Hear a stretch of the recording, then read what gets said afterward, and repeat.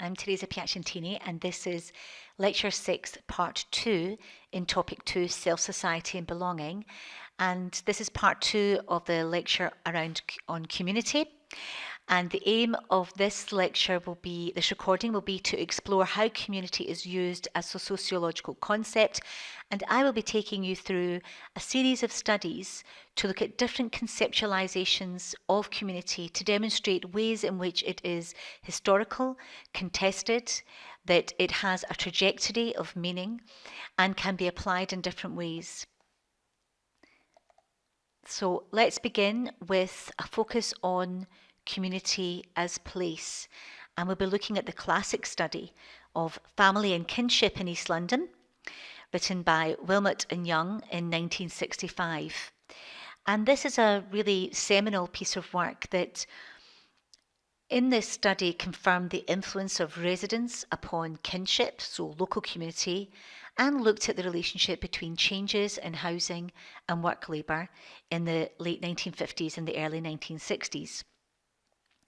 And it was really focused on the effects of large-scale social processes, so what we might call macro level, on neighbourhood and kinship structures and social interactions between individuals, so the micro level. Family and Kinship in East London was a 1957 sociological study of an urban working class tight-knit community. So we can see it's all of those characteristics that I mentioned in the first recording. And the effects of the post-war government social housing policy, which led to the rehousing of many people living there. Many East Londoners were moved by rigid slum clearance into new estates in the home counties. And the focus of the book was not just on what was done, but how it was done and the effects on the people directly affected. So residence and kinship, the family, the kind of key findings here are the family is the connection between the individual and the wider community. So the book charts different types of contact and activity and informal services, many of which relieve the state of its own responsibilities, so caring and employment supports. Community was examined in the first stages of radical change. So this wasn't just a study of housing and changes in housing, but Wilmot and Young also discussed the jobs done by the Bethnal Green working classes, and it touches on the ways in which work is beginning to change at this historical time. They charted what would now be described by policymakers as social capital and how it made urban neighbourhoods function effectively. The voices they found in their research described a world rich in social relationships, in networks of dependence and mutual support that were central to the people's resilience in facing the adversity of insecure and low-paid employment. And they accorded proper significance to the pivotal role of women and their relationships, how they raised children and how they held families and communities together. This book is in fact written as a defence of community, and in particular of single class communities, and the focus here was on the working class. And it represented a stark warning of how a bureaucratic, centralised planning system around rehousing could override the needs of the people it was intended to serve. So well-intentioned policies to clear slums and ease a desperate shortage of housing by moving people into new houses and blocks of flats in Essex took no regard of this network of relationships and left communities deracinated and disorientated. It had a huge influence on planners and policymakers in the second half of the 20th century. And we can see here from this quote that they say that in such a district, community spirit does not have to be fostered, it is already there. And that if the state sees this as something worth preserving, they will no longer uproot people. And so this raises the question of what the state valued intention and that was in tension with what the people who lived there valued. This study of community as place was really, as I said, groundbreaking, and it was central to the kind of breaking up communities thesis, which is a popular academic assessment that housing demolition broke up communities in ways that community members regretted, and was responsible for some of the most profound changes in the nature of what we understand by community in the 20th century. But available evidence suggested that the breaking up communities thesis wasn't quite the case, and there in fact was more space for choice and the emergence of new social networks. There is a critique of this study. It's being critiqued as being impressionistic and romanticising the picture of the working class. It represents a relatively monocultural Bethnal Green, but doesn't make any reference to the migrant families and minority families already established. It's a rather crudely portrayed contrast between the wonders of the working class community with the horrors of suburban alienation. And I suppose the question is, was it really as bad? And it doesn't really attend to the benefits people got from the move and the new social networks, and also the better housing conditions that people lived in. There has also been critique that it is another case of middle-class cultural tourism, a kind of uneasiness of going down among the East End underclass, with the liberal classes making a living out of the working class. And so I think what we need to think about here is this question of categories of practice and categories of analysis, their use of community there from an analytical perspective, and how that helps us understand what was happening in the day-to-day lives of the people being studied.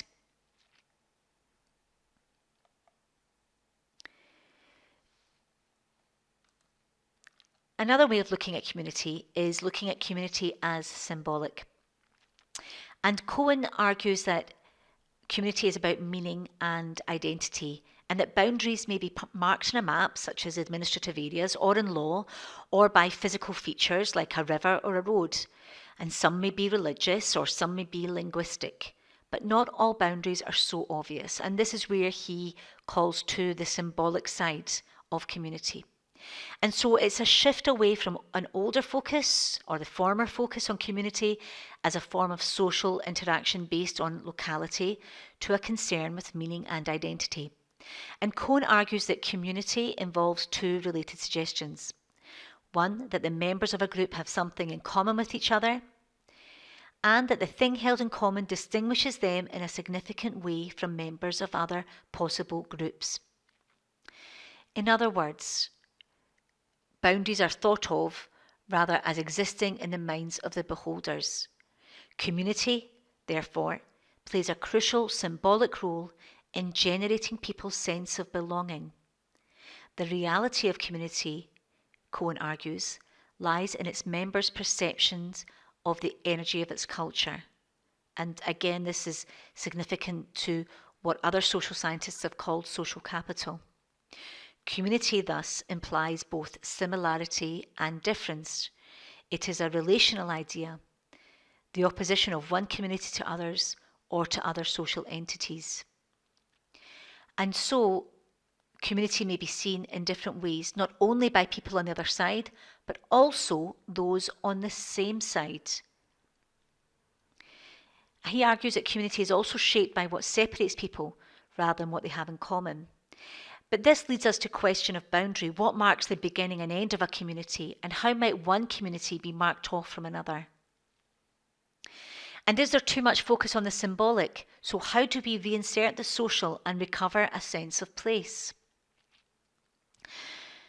Community, Delancey says here, can be understood then as an idea about belonging and particular social phenomenon. It can be about expressions of longing for community and searching for meaning and solidarity and recognition of collective identities. And it can be about something real. It can feel real. It can be real. So we can see already different ways of conceptualizing community that aren't necessarily in a kind of complex tension with each other, but help us see that community isn't the kind of taken for granted concept that we might have understood previously.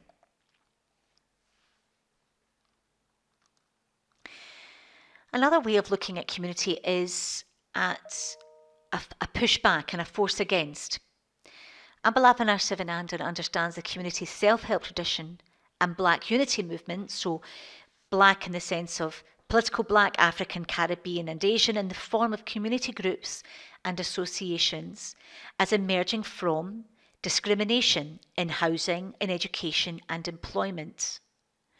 And what's important to kind of highlight here is that this is community emerging across ethnic classifications, but mobilising around shared causes and issues.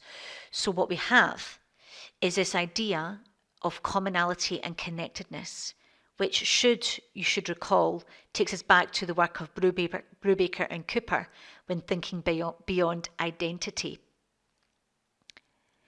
So what he says here is that actually we see community emerging through resistance to discrimination and through a desire for transformation.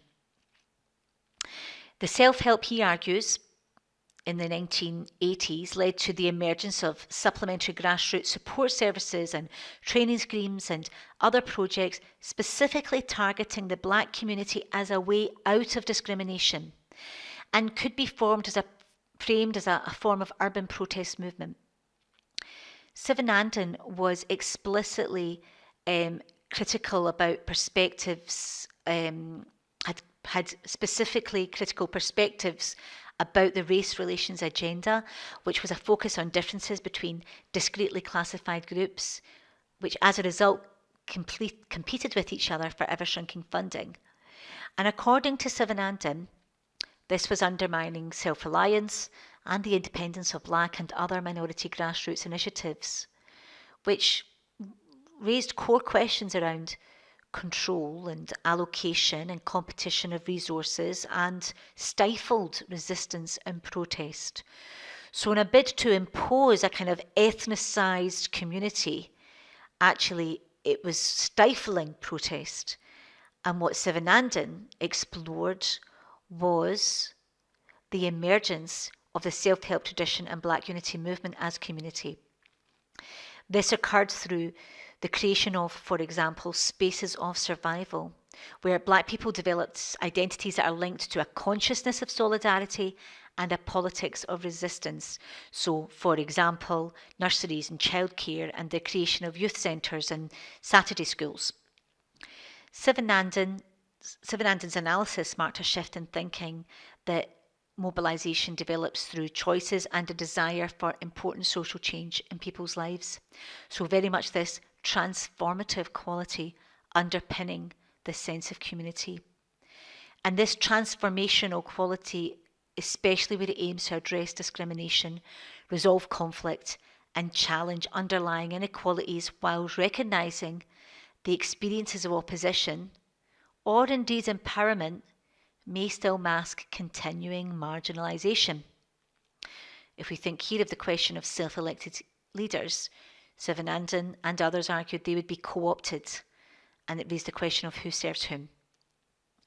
A key point here, though, is that strategies and networks of self-reliance become the starting point for mobilisation into what he describes as communities of resistance and dissent. And we may argue that they are needed today more than ever.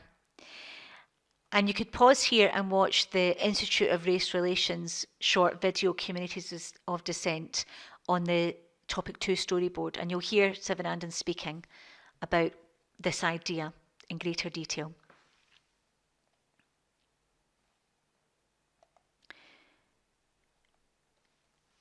And I'd like to kind of come to a final conceptualization of community, which I think is interesting, and that's around community as difference and community as encounter.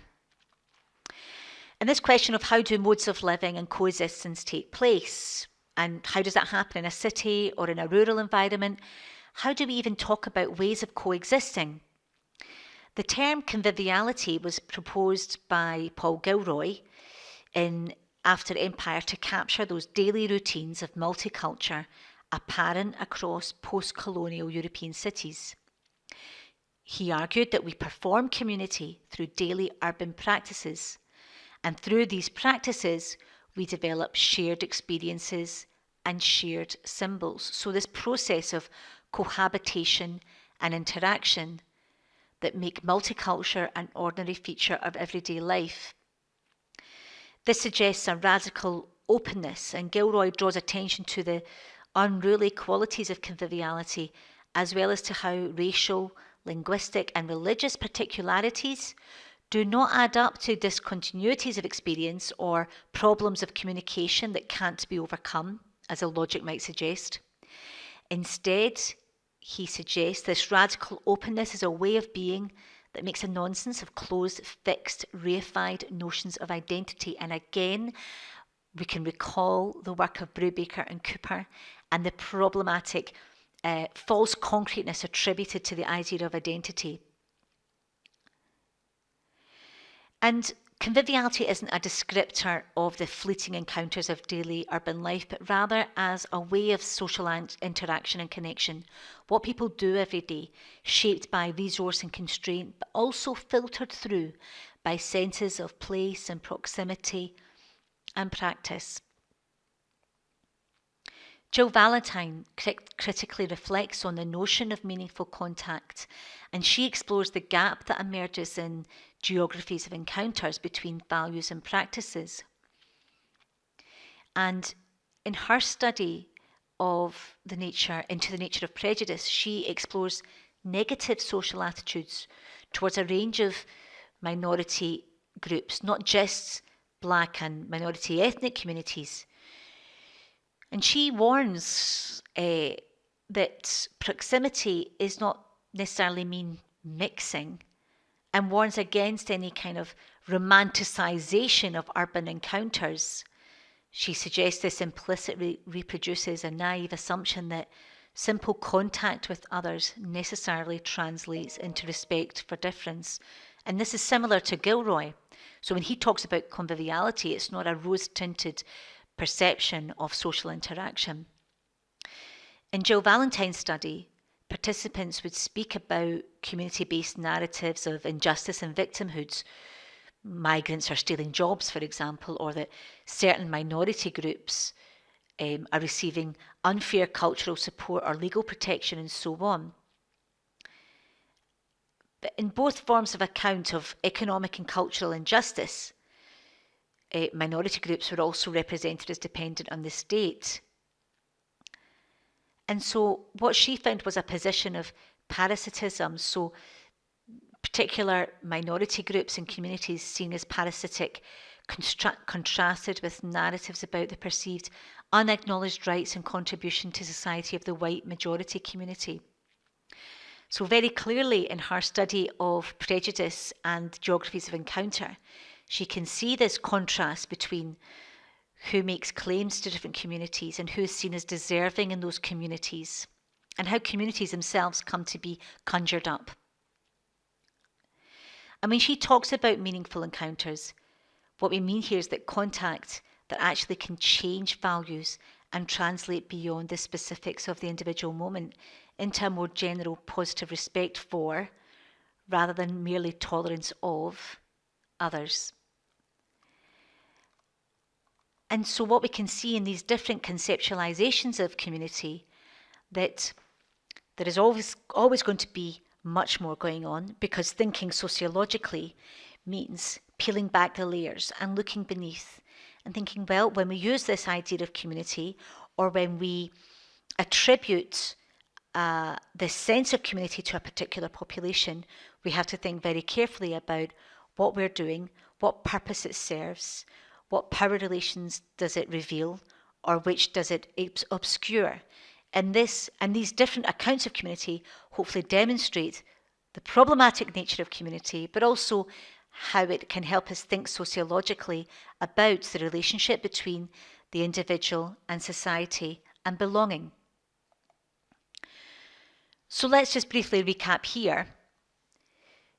Community can be conceptualized as many things and in many different ways. It can be socio-spatial, it can be symbolic, it can be about urban practice, it can be about solidarity and resistance, it can be about encounter, and as belonging. And the question really here is that by looking at the different ways in which we can conceptualize community. We can see it has a historical and contested nature. It's characterized in a range of ways. And we can see that it is linked to understanding categories of practice and categories of analysis. And these different ways of conceptualizing community are not necessarily competing, but often overlapping. But to me, this comes back to this question of power. Who is defining as community and to what end? And what are those instances when we think we need more community? And who do we think community is good for and why? Why is it invoked? When and for whom? And it goes back to this other question that we've been posing. Can we ever talk about these kind of social relationships and not talk about power relations?